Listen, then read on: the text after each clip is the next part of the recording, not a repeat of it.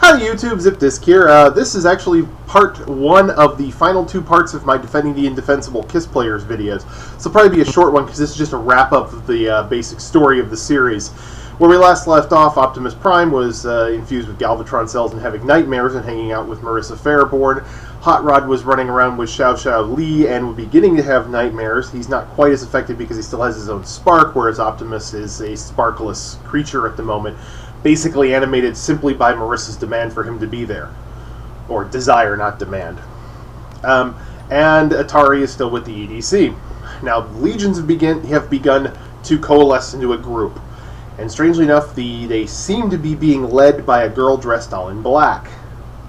Now, the strange thing about the girl is she's not entirely all there. She sort of fades in and out, fades in and out.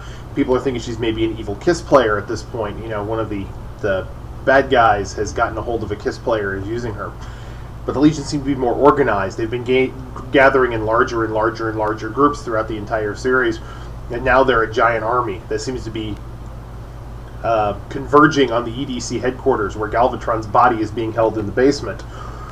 Galvatron's headless body. His head is the actual material that has made up the Galvatron cells that are scattered across the city and giving people their Kiss player powers, manifesting the legions, have brought Optimus back to life and whatnot.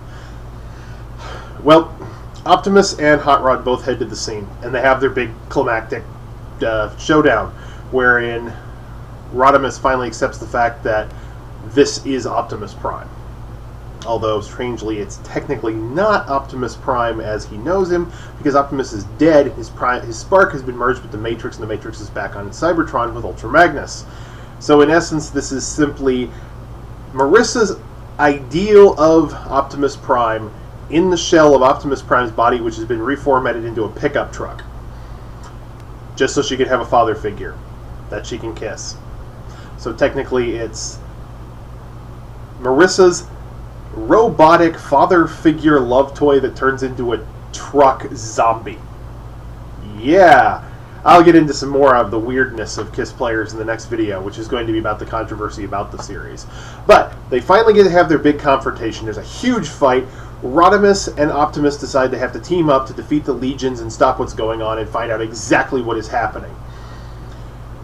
At this point, Atari gets separated and runs into Commander Mao. Now, this is an actual episode of the radio show. Well, not an actual episode of the radio show. It's a special on one of the discs, and the special is called You and I and the Spinning Earth. It's the finale for the first season of Kiss Players. Commander Mao intends to use Atari as a vessel for the soul of her dead daughter after she removes Atari's soul. Now, the little black girl that's been riding on the shoulders, that is the spirit of Commander Mao's dead daughter, who is leading the legions at this point. Commander Mao basically is calling her there and leading the legions there so she can use the Galvatron cells and the entire process to merge her soul with Atari's body. Which, in my opinion, is not a bad idea. Atari is a kind of a loser character. I mean, don't get me wrong, it's an evil plan, but if anybody has to have it happen, Atari's a good candidate for it. She could only get better by having her soul removed. Now, there's a huge fight. Optimus and Rodimus versus the legions. Then the Autoroopers get involved, and the Autoroopers start attacking everyone. At this point, Optimus realizes that he can control the legions. He is so infused with the Galvatron cells that he can mentally control the legions, and he gathers them up as an army and assaults EDC headquarters. Now, Atari is rescued by her Autorooper, which somehow has become semi-sentient from contact with her, probably because of the Galvatron cell infusion, and it's a process much like what happened with Optimus and Marissa. There is a climactic fight to end all fights with the Autoroopers versus the Legion army. The Autoroopers are destroyed except for Atari's. And Optimus and crew get down there. Commander Mao gets killed in the process. I mean, just slaughtered in this battle.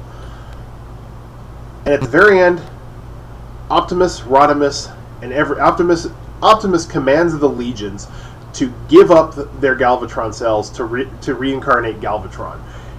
All the Galvatron cells are gathered. The Kiss players lose their powers. Optimus dies again to sacrifice himself to reincarnate his worst enemy, simply to end this conflict on Earth and get it all over with.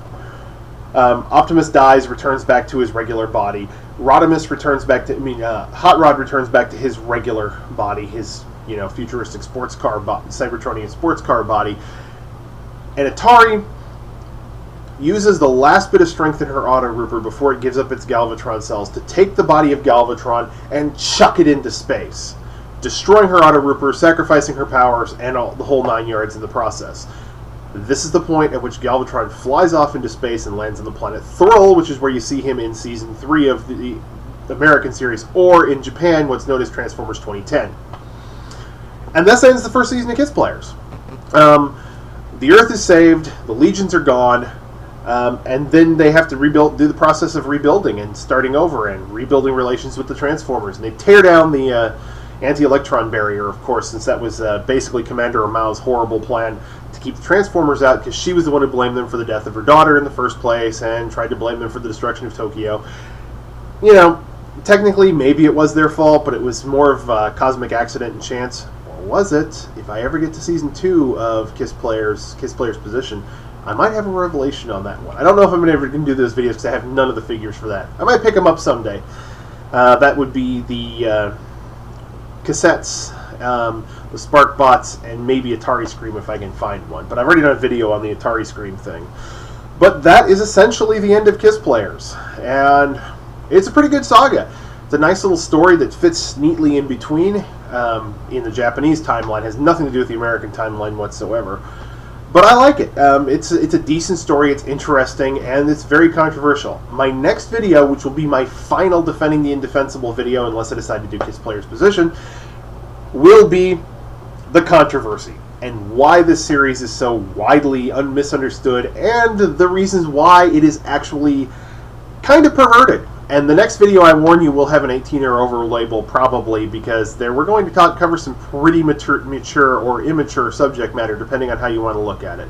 But this is ZipDisc signing off with the end of the story of Kiss Players. I hope you enjoyed it, and I'll talk to you later.